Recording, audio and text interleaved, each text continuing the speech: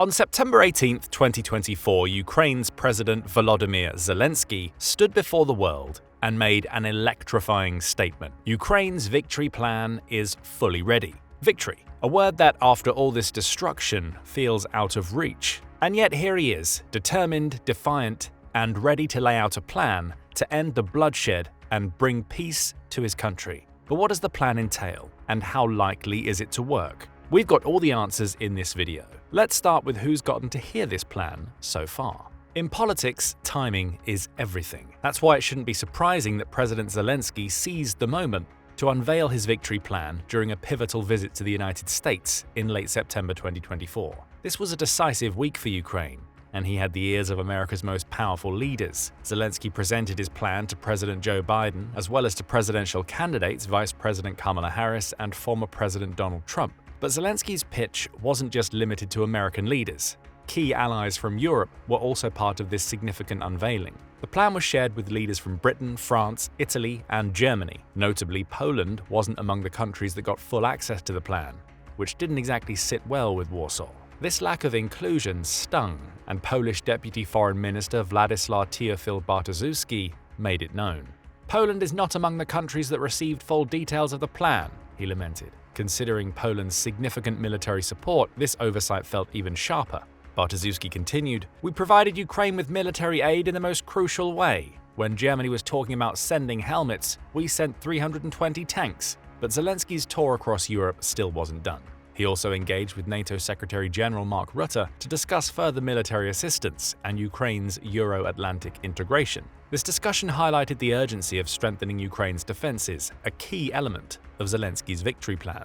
On October 16th, Zelensky took his plan back home, presenting it to the Ukrainian parliament. The day before, he was invited to present the plan at the October 17th European Council meeting in Brussels by the institution's president Charles Michel. Leaders from 27 nations gathered to discuss military aid to Ukraine and measures to bolster its energy infrastructure, which has been suffering greatly recently. Zelensky reiterated the importance of strengthening Ukraine's position, stating, "We must end this war fairly." But this was just one of the general sentiments of Zelensky's victory plan. His vision goes far deeper. When presenting the victory plan to the Ukrainian parliament members, Zelensky framed the conflict as a multifaceted war. "We are at war with Russia on the battlefield, in international relations, in the economy, in the information sphere, and in people's hearts," were his exact words. Yet amidst the clarity, he recognized the growing fatigue within his own country. His own tiredness was evident as he remarked that victory had become an uncomfortable word for some. Despite this, Zelensky still sees the war as existential. He warned that Russian President Vladimir Putin is continuously strengthening his position, yet he confidently asserted that if his victory plan was supported, the war could end no later than next year. His unwavering belief in his plan was as clear as day. "Ukraine's victory plan is a plan to strengthen our state and our position, to be strong enough to end the war." But what about Ukraine's Western allies and their beliefs? Well, Zelensky framed his victory plan as an investment opportunity for Western allies. He emphasized Ukraine's vast natural resources and economic potential, making a compelling case for continued support. The overarching sentiment of this plan could be summed up in a few words. Victory isn't easily achieved, but it's possible. Zelensky also makes it clear that the victory in question depends on Ukraine's allies, not Russia. He insisted that the only way to force Russia into peace was through decisive military defeat. His victory plan aims to fulfill this ambition. With this in mind, let's inspect Zelensky's victory plan in more detail. This ambitious plan consists of 5 key points designed to fortify Ukraine's defenses and safeguard its sovereignty. However, there's also an air of mystery, as 3 classified appendices remain tightly underwrapped, accessible only to select partners in the international arena. Since we aren't among these elite insiders, we'll have to make do with the 5 public points. First up, Ukraine must receive a formal invitation to join the NATO alliance. This heartfelt plea is at the forefront of Zelensky's victory plan, which shouldn't be surprising, as Ukraine has long sought NATO membership. In fact, Putin has used Ukraine's aspirations to join the alliance as one of the primary justifications for his invasion of Ukraine in February 2022. By presenting NATO's expansion as a direct threat to Russian security, he sought to legitimize his aggressive actions both at home and abroad. However, Ukraine only submitted its official application to join NATO in September 2022, months into the invasion. Of course, this was far from a casual request. It was, and still is, a strategic ambition aimed at securing robust guarantees in a time of unprecedented uncertainty. However, as you know, Ukraine hasn't joined NATO, or been invited to do so. As things stand, NATO views Ukraine as a partner rather than a member. Sure, Eastern European NATO allies enthusiastically support Ukraine's membership aspirations. However, the larger powers, namely the US and Germany, remain hesitant, deeming the current conflict with Russia too precarious for such a leap.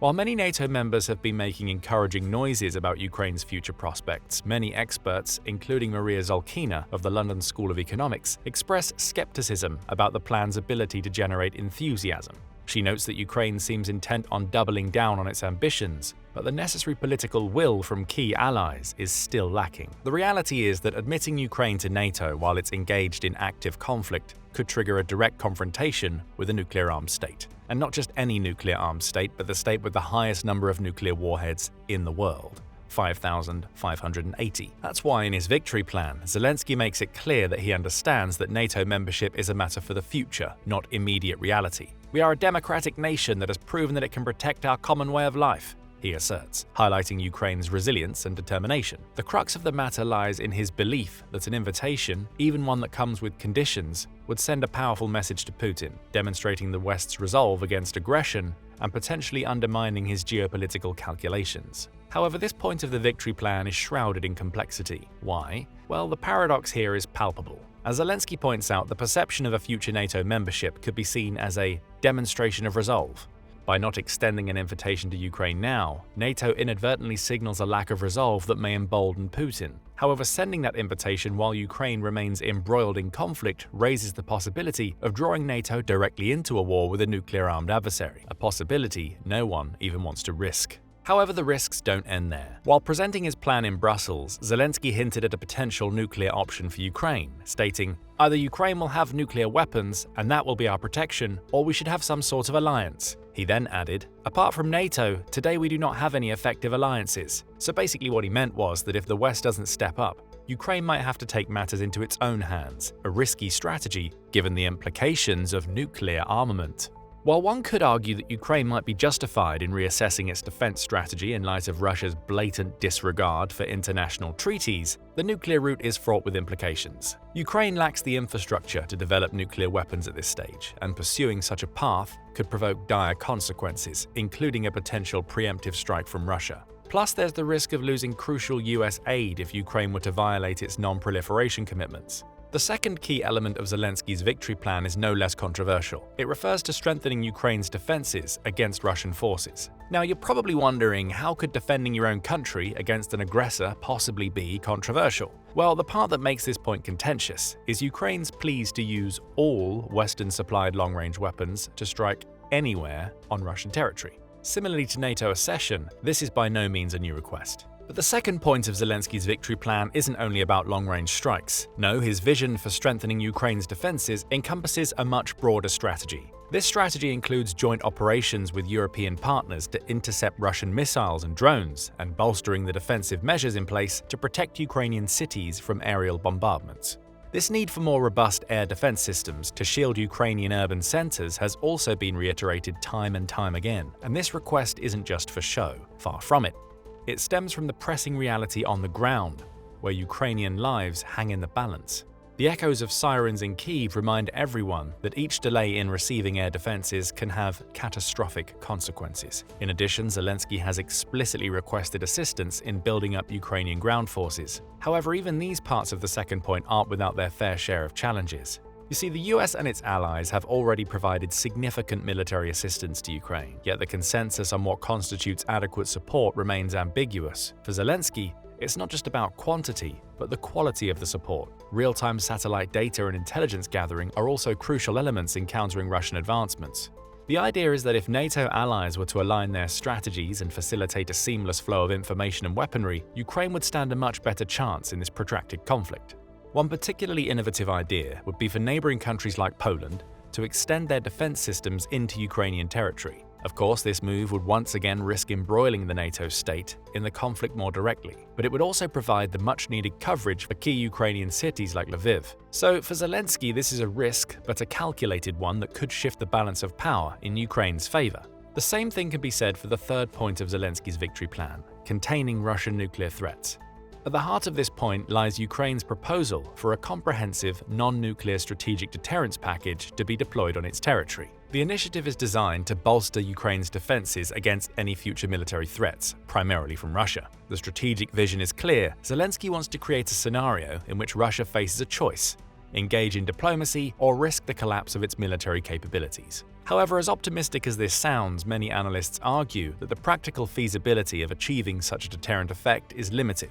The realities of Western military support, logistical constraints, and geopolitical dynamics mean that Ukraine may not receive enough resources to bring about a substantial change in the conflict's trajectory. So what exactly is this non-nuclear deterrent that's so hard to come by? Well, part of that proposal is classified. Well, at least it's supposed to be. On October 29th, the New York Times reported what Zelensky asked for as part of this non-nuclear deterrence package, citing unnamed US officials. Tomahawk missiles, that's what Zelensky wants. These missiles, known for their impressive range of roughly 1,500 miles, could significantly enhance Ukraine's ability to target Russian military installations deep within its territory, far beyond the reach of the currently supplied ATACMS missiles. This makes them a powerful component of Ukraine's proposed non-nuclear deterrence strategy, aimed at containing Russia's nuclear threats while maintaining a defensive posture. However, despite the strategic importance of this request, Zelensky reportedly struggled to convince Western diplomats of its necessity. The prevailing concern appears to be that the number of potential targets far exceeds the stockpiles available without compromising US interests in other global hotspots. Of course, the leak of Zelensky's confidential request to the press certainly didn't help. On October 30th, the Ukrainian president expressed his frustration during a press conference, where he lamented the breach of trust. It was confidential information between Ukraine and the White House. How to understand these messages? So his concerns were not merely about the loss of confidentiality, they also pointed to a broader issue of trust and cohesion between allies. So let's step away from military support for a second and discuss another important form of aid: economic. After all, that's precisely what the fourth key element of Zelensky's victory plan concerns. This fourth component emphasizes the crucial role of Ukraine's natural resources in its economic recovery and growth. Specifically, it outlines a framework for joint protection and exploitation of resources like uranium, titanium, and lithium, which hold significant potential, and not just for Ukraine, but for the European Union and the US too. Zelensky envisions a collaborative approach where allied nations engage in joint investment initiatives to tap these abundant resources, arguing that they represent a multi-trillion-dollar opportunity. Yes, trillion with a T. The idea behind this economic strategy is twofold. First, by harnessing these resources, Ukraine could not only enhance its economic resilience, but also establish itself as a vital player in the global supply chain for critical materials. This would, in turn, provide a pathway for economic self-sufficiency, reducing reliance on Western financial aid in the long run. However, by now, you know there's a huge but coming. Given the extensive damage to Ukraine's infrastructure due to Russian aggression, this point too faces several hurdles. For one, Russian airstrikes have severely impacted Ukrainian energy facilities, leaving much of the country facing significant blackouts, especially as winter approaches. This dire situation underscores the challenges of expanding industrial or mining activities in the short term. Moreover, while the concept of economic empowerment through resource exploitation is appealing, the realities of war present a substantial barrier to immediate implementation. In other words, before any significant economic initiatives can take root, there is a pressing need for either the cessation of hostilities or substantial enhancements to Ukraine's air defense systems to protect vital infrastructure. And given the current trajectory of the conflict, both options appear to be a long way off. In the meantime, Western support needs to prioritize immediate humanitarian and logistical assistance to help Ukraine weather the coming winter, rather than diverting resources into ambitious new economic projects. The fourth point of Zelensky's victory plan also outlines a pathway for Ukraine's EU membership, which is closely tied to its economic recovery. Since applying for EU membership just days after the onset of the full-scale Russian invasion, Ukraine has made significant strides toward meeting the requirements for candidacy. Currently, the country is working to incorporate EU laws into its domestic framework, aiming to solidify its place within European structures. This potential membership isn't only a matter of political alignment, it also represents a significant economic opportunity. Full integration into the EU would facilitate trade, investment, and access to broader markets, essential for Ukraine's long-term economic stability. As part of this fourth point, Zelensky has also made clear that ongoing economic support is critical for Ukraine's reconstruction. The World Bank has estimated that Ukraine will need approximately $480 billion for rebuilding efforts. That's no small change. In response to this urgent need, the Biden administration recently announced a substantial aid boost of nearly $8 billion. Meanwhile, Ukraine has garnered quite the financial backing from both the EU and the US since the conflict began, helping shore up its economy in these turbulent times. According to Germany's Kiel Institute for the World Economy, which tracks global aid for Ukraine, Kyiv received $123.5 billion in assistance from Europe between February 2022 and the end of August 2024. It also received $92 billion from the US in this period. Plus, both donors had committed additional amounts, $80.5 billion and $16.8 billion respectively. For the fifth and final point of Zelensky's victory plan, we're also looking into the future. But this time it isn't about economic aid, but Ukraine's place in the post-war security architecture. Here, Zelensky is making a rather bold proposal. As part of the key fifth element, Zelensky is advocating for a strategy that would see Ukrainian soldiers stepping into the shoes of US troops stationed across Europe. But why? Well, Zelensky argues that Ukraine has developed a large and experienced military force capable of strengthening NATO and bolstering the security of the European continent. Essentially, he's suggesting that once the smoke clears from the current conflict, Ukraine can contribute to European defense efforts more substantially, freeing up US resources for other critical areas of concern. However, while the notion of a battle-hardened Ukrainian army stepping up to bolster NATO sounds appealing, the reality is more complex. US troops are in Europe not just as a show of force. They extend the critical American nuclear and air power umbrella that's been pivotal in deterring Russian aggression for decades. Would replacing them with Ukrainian units really provide the same level of deterrence? That's a tough sell. So there you have it. Zelensky's 5-point victory plan. As you already heard, each of these points brings along a unique set of challenges, but no one expected an easy road here. Beyond his victory plan, Zelensky took the opportunity to address a few key issues with his MPs. He criticized Russia's allies, singling out China, Iran, and North Korea as a coalition of criminals, with North Korea reportedly supplying both weapons and personnel for Russian factories and military operations. Zelensky made it clear that it wasn't just moral support, but active participation in the war, participation that could easily embolden other potential aggressors. He also took a jab at Putin, describing him as a leader gone mad, with a singular obsession for war. However, this was more than a dig. Zelensky's words demonstrated his concern over Putin's unpredictable aggression and the wider risks posed by unchecked ambition. Turning to Ukraine's allies, Zelensky thanked the US for its support, specifically for the new $425 million defense package that includes air defense systems and long-range weaponry. But let's go back to the victory plan for a second. Enough time has passed for the reactions to roll in, so let's do a quick overview of how Zelensky's plan was met internationally. This will help us determine whether his ambitious proposal can generate the solid backing Ukraine needs. Let's start with the US, a key player in this conflict and its potential resolution.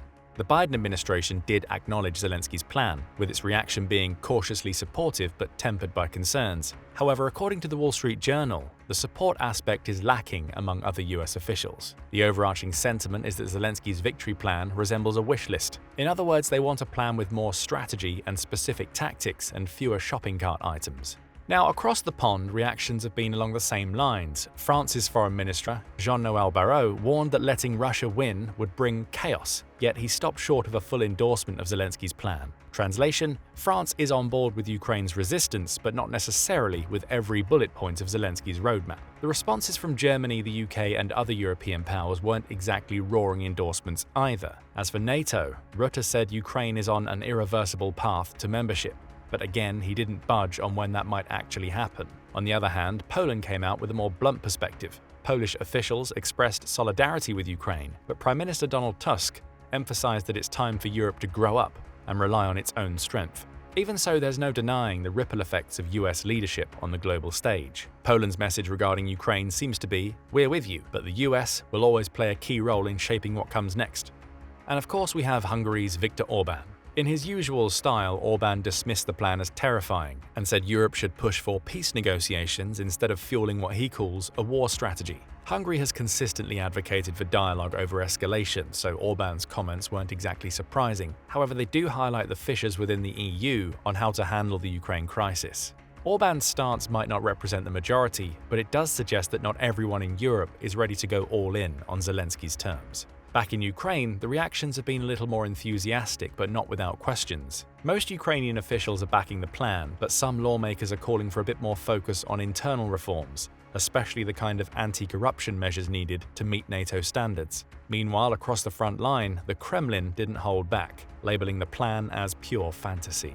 A spokesperson warned Ukraine to sober up and face reality, which isn't exactly a shocker coming from Moscow. Russia has consistently refused to negotiate on anything close to Ukraine's terms, so their dismissal of Zelensky's proposal was more or less a given. In the end, Zelensky's victory plan did make waves, but can it be the tidal force that sweeps away Russian aggression, or will it be just another ripple in a long struggle for peace? Share your thoughts in the comments section below. Now go and check out how F-16s are already winning the war in Ukraine, or click this other video instead.